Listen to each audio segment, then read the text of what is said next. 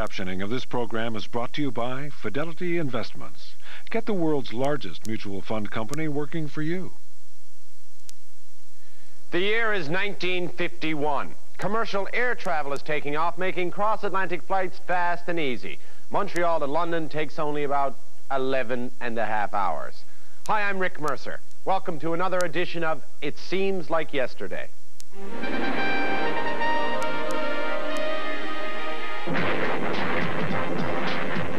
The atomic age is born.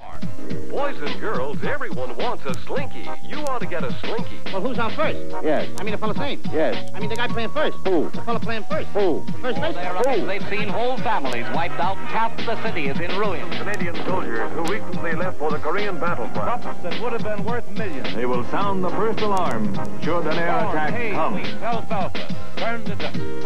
We live in the suburbs, and I was practically a prisoner in my own home. The police have been given certain extraordinary powers. We like Canada. We like your image. Hitler's scrapping of the solemn treaties of Versailles have brought thousands of cheering Nazis to the Chancellery. A picture queen who will become a princess when the boosters hit. Duck.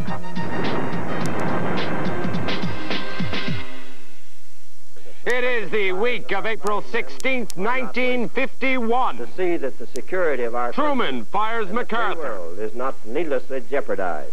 It's bedtime for Bonzo. That's outright bribery. Bonzo! Mr. Boyd! And the Maple Leafs win over Montreal. Slams it in to win the game and the Stanley Cup. It's 1951. Spring is in the air, but the sunshine is overshadowed by events across the Pacific. A few weeks earlier, President Harry Truman fires General Douglas MacArthur as commander of the Allied forces in Korea. It seems that MacArthur's plans to attack coastal China clashes with Washington's official foreign policy. The storm which has been brewing between Washington and General MacArthur finally breaks with the news that the Supreme Commander has been dismissed by President Truman. Members of the press leave the conference in Washington to release the world-shaking story which will affect international policy in every capital. The center of the controversy, General Douglas MacArthur, is shown at his Tokyo headquarters. Here he administered the occupation of defeated Japan and directed the defense of Korea. In Japan and at the front, he served the nation and the United Nations with unfailing vigor. President Truman flew to meet with MacArthur last year, and on that occasion they discussed overall policy and apparently agreed on future conduct of the fight against red aggression. Farmer, soldier, and 33rd President of the United States. Truman has a reputation for being a man who speaks his mind. Here, President Truman defends his position on MacArthur to the United States and the world. I believe that we must try to limit the war to Korea for these vital reasons: to make sure that the precious lives of our fighting men are not wasted, to see that the security of our country and the free world is not needlessly jeopardized, and to prevent a third world war. But despite such an international dismissal, General Douglas MacArthur is very well liked back home. When he arrives on U.S. soil, he's given a hero's welcome. It's MacArthur Day in New York. The big town makes it a five-star welcome for the five-star hero of the Pacific. The world's greatest city says, "Welcome home," with the greatest demonstration in its history. Mrs. MacArthur and young Arthur share with him the cheers of the multitude.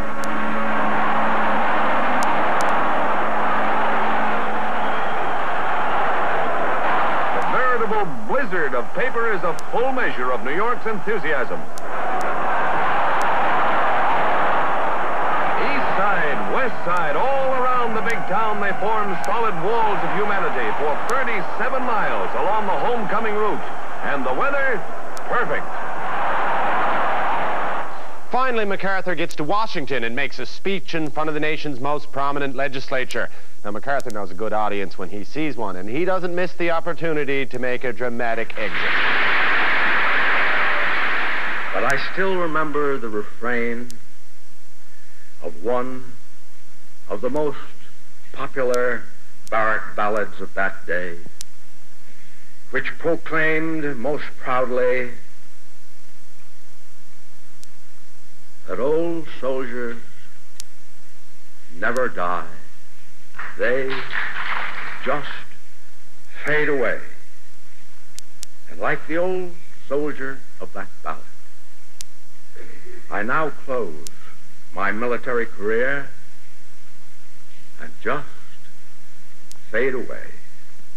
An old soldier who tried to do his duty as God gave him the light to see that duty. Goodbye. And by the way, MacArthur wasn't the only famous person visiting New York that week. Another celebrity, also with presidential connections, checks into a hotel. The president in question, Ronald Reagan. The celebrity we're talking about, his co-star, Bonzo the Chimp. Grand Central Station crowds welcome another Hollywood star to the East Coast. That scintillating 5-year-old of screen fame, Bonzo, is greeted by curvaceous Gene Williams, president of the Bonzo Fan Club. The new film celebrity will spend a week in New York being wined and dined as befits his popularity before starting on a nationwide tour to make personal appearances on behalf of his Universal International film feature, Bedtime for Bonzo. He registers his simian signature and demands a twin bedroom at 4 coconuts per day. He'll probably wind up with a couple of trees and connecting grapevine. Before hitting the sack, he has to call his Hollywood agent, arrange his itinerary, send flowers to his girlfriend, and leave a call for 7:30 jungle time. After all, there's no business like monkey business.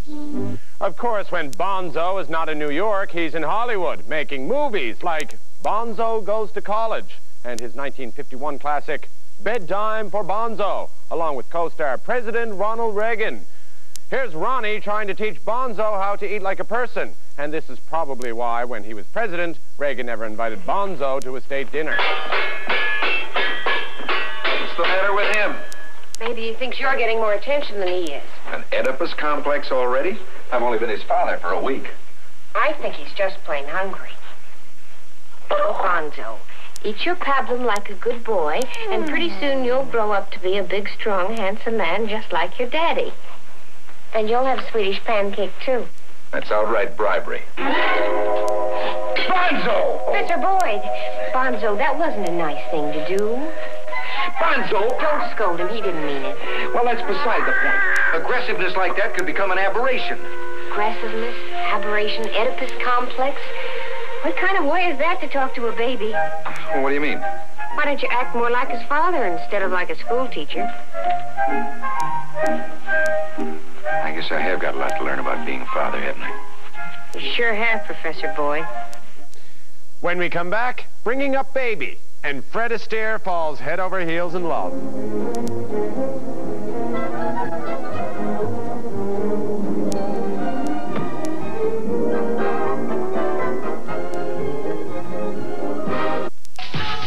Streets of the world. Home to some of the biggest events in history.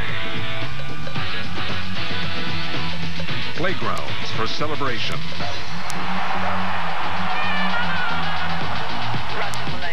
Stages for confrontation. From the avenues of opportunity to the boulevards of broken dreams. Streets of the World. Saturdays at 7 on History Television. Forget all the rules. See what no one has seen. Do what hasn't been done. Look everywhere. Never do the expected.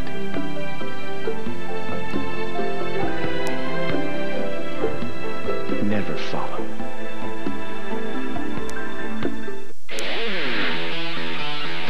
I dare you to let anyone get close to you.